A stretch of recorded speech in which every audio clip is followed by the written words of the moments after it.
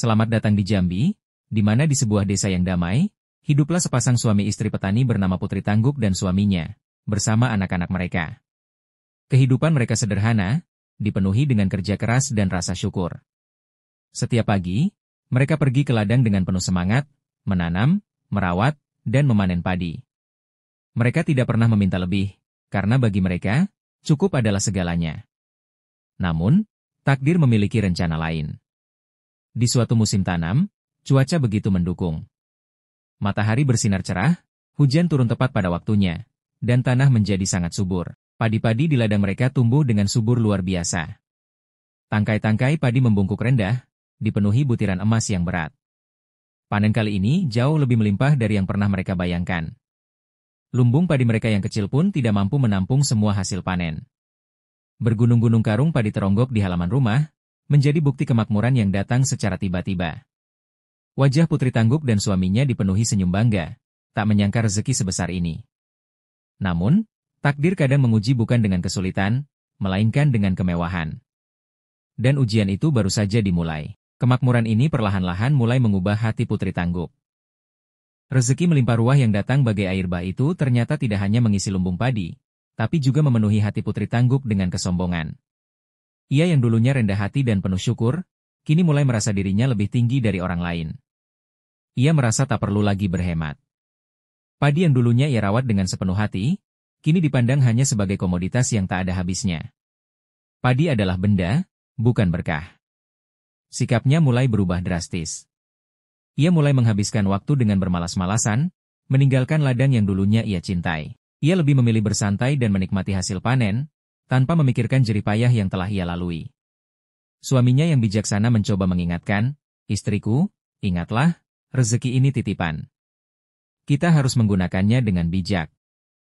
Namun, teguran itu hanya dianggap angin lalu oleh Putri Tangguk. "Lihatlah, suamiku," katanya sambil menunjuk tumpukan padi, "padi kita tidak akan habis sampai anak cucu kita nanti. Untuk apa khawatir?" Kesombongan ini menjadi bibit racun yang perlahan menggerogoti kebahagiaan dan keharmonisan keluarga mereka, tanpa disadari. Kesombongan Putri Tangguk semakin menjadi-jadi. Ia tidak lagi peduli pada nasihat suaminya. Padi yang dulunya ia sebut berkah, kini ia anggap sampah. Perbuatannya semakin tidak masuk akal. Suatu sore, ia sedang memasak nasi. Karena tidak sengaja menjatuhkan beberapa butir nasi, bukannya mengambilnya, ia malah sengaja melemparkan sisa nasi yang masih utuh ke pekarangan. "Untuk apa mengurusi butir-butir nasi ini?" gumamnya, "ladang kita masih penuh."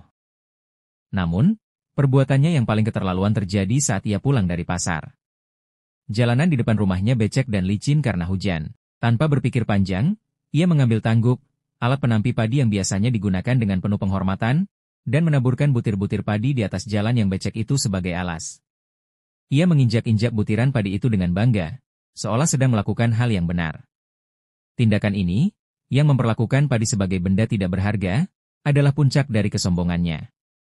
Ia tidak tahu bahwa setiap butir padi itu memiliki jiwa dan merasakan penghinaan yang ia lakukan. Malam itu, di bawah remang cahaya bulan, tangisan lirih terdengar dari butir-butir padi yang terinjak, sebuah tanda bahwa alam dan padi telah murka. Malam itu, setelah semua tindakan sembrono Putri Tangguk, suasana di rumah terasa dingin dan tegang. Suaminya, yang selama ini sabar, akhirnya tidak bisa lagi menahan kekecewaannya. Dengan nada yang lebih tegas, ia berkata, "Istriku, perbuatanmu sudah melampaui batas. Kamu tidak hanya menghina butir-butir nasi, tetapi juga menghina rezeki yang diberikan oleh Tuhan. Padi itu adalah karunia, bukan mainan." Putri Tangguk hanya terdiam, namun hatinya masih belum tergugah. Tanpa mereka sadari, di alam lain, butir-butir padi yang selama ini mereka tanam dan rawat, kini merasa sangat tersinggung. Padi-padi itu, yang memiliki semacam roh atau jiwa, berkumpul dan berbicara satu sama lain. Mereka merasa dilecehkan, diinjak, dan dibuang. Mereka pun bersepakat, "Mari kita pergi. Biarkan dia tahu rasanya kelaparan. Mari kita bersembunyi." Butir-butir padi di ladang yang seharusnya menguning, satu persatu mulai menyusut, mengering, dan berubah menjadi ilalang tak berharga. Sebuah kutukan telah dimulai. Perbuatan Putri Tangguk telah memicu kemarahan alam dan merenggut berkah dari tanah mereka. Keesokan harinya, fajar menyingsing di atas desa yang biasanya cerah. Namun, bagi keluarga Putri Tangguk, fajar itu terasa kelabu. Dengan perut yang sudah mulai keroncongan, mereka bergegas pergi ke ladang untuk memanen sisa-sisa padi. Namun, pemandangan yang menyambut mereka membuat jantung mereka seolah berhenti berdetak. Ladang yang semalam masih dipenuhi bulir-bulir padi keemasan, kini telah berubah total. Tidak ada lagi padi. Seluruh ladang dipenuhi dengan rerumputan liar dan ilalang yang kering. Kosong, sunyi, dan hampa. Tangisan pecah dari mulut anak-anak mereka yang kelaparan. Air mata mengalir di pipi Putri Tangguk. Ia akhirnya menyadari. Perbuatannya, kesombongannya, telah membawa malapetaka bagi keluarganya. Ya Tuhan, isaknya, ampuni hamba. Aku telah menyia-nyiakan anugerah MU. Rasa penyesalan yang mendalam merasuk ke dalam hatinya.